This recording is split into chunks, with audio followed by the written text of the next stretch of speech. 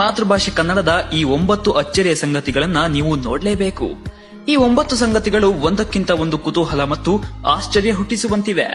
ಬನ್ನಿ ಹಾಗಾದ್ರೆ ತಡ ಮಾಡದೆ ಈ ಅದ್ಭುತ ಭಾಷೆಯ 9 ಅದ್ಭುತ ವಿಚಾರಗಳನ್ನ ನೋಡ್ಕೊಂಡು ಬರೋಣ.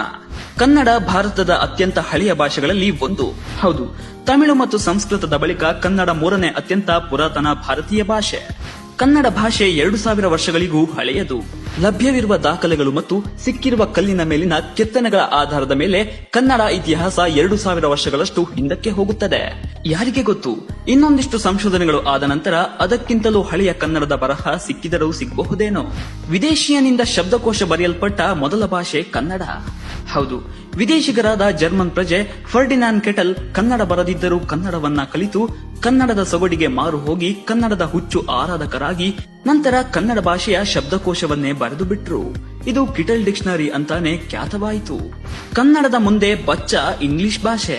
ಹೌದು, ರಾಷ್ಟ್ರಕೂಟರ ಸಾಮ್ರಾಟ ಅಮೋಘ ವರ್ಷ ನೃಪತುಂಗ ಕವಿರಾಜ ಮಾರ್ಗವನ್ನ ಬರೆಯುವಾಗ ಇಂಗ್ಲಿಷ್ ಭಾಷೆ ಆಗಿನ್ನೂ ಅಂಬೆಗಾಲಿಡ್ತಾ ಇತ್ತು ಮತ್ತು ಈಗಿನ ಹಿಂದಿ ಆಗಿನ್ನೂ ಹುಟ್ಟಿರ್ಲೇ ಇಲ್ಲ. ಕನ್ನಡ 99.99% ವೈಜ್ಞಾನಿಕ ಭಾಷೆ.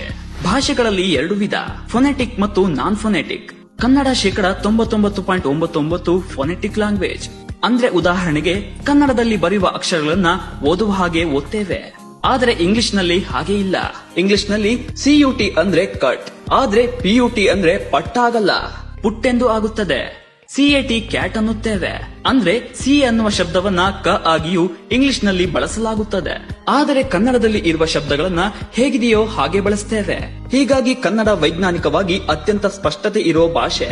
ಸಾಹಿತ್ಯಕ್ಕಾಗಿ ಅತಿ ಹೆಚ್ಚು ಪ್ರಶಸ್ತಿ ಪಡೆದ ಸಾಹಿತಿ ಕನ್ನಡಿಗ. ಸಾಹಿತ್ಯದಲ್ಲಿನ ಸಾಧನೆಗಾಗಿ ಅತಿ ಹೆಚ್ಚು ರಾಷ್ಟ್ರೀಯ ಮಟ್ಟದ ಪ್ರಶಸ್ತಿಗಳನ್ನು ಪಡೆದ ಲೇಖಕ ಒಬ್ಬ ಕನ್ನಡಿಗ. ಅದು ಬೇರೆ ಯಾರೂ ಅಲ್ಲ, ನಮ್ಮ ಕುಪ್ಪಳ್ಳಿ ವೆಂಕಟಪ್ಪ ಪುಟ್ಟಪ್ಪ, ಅಂದ್ರೆ ನಮ್ಮ ಹೆಮ್ಮೆಯ ಕುವೆಂಪು. ಅತಿ ಹೆಚ್ಚು ಜ್ಞಾನಪೀಠ ಪ್ರಶಸ್ತಿ ಪಡೆದ ಭಾಷೆ ಕನ್ನಡ. ಹೌದು, ಕನ್ನಡಕ್ಕೆ 8 ಜ್ಞಾನಪೀಠ ಪ್ರಶಸ್ತಿಗಳು ಬಂದಿವೆ.